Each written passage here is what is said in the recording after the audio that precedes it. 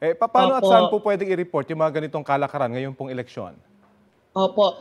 Kung pagdating naman po sa pagre-report, sana po maano po natin, isa pong magandang direksyon at isa pong magandang balita na ang COMELEC pinalawak po niya, pinalawig po niya yung kumbaga yung puwersa laban sa kontrabigay. Meron na po silang committee on kontrabigay. So kasama po tayo doon, pati na ang ibang government agencies, particularly the law enforcement agencies.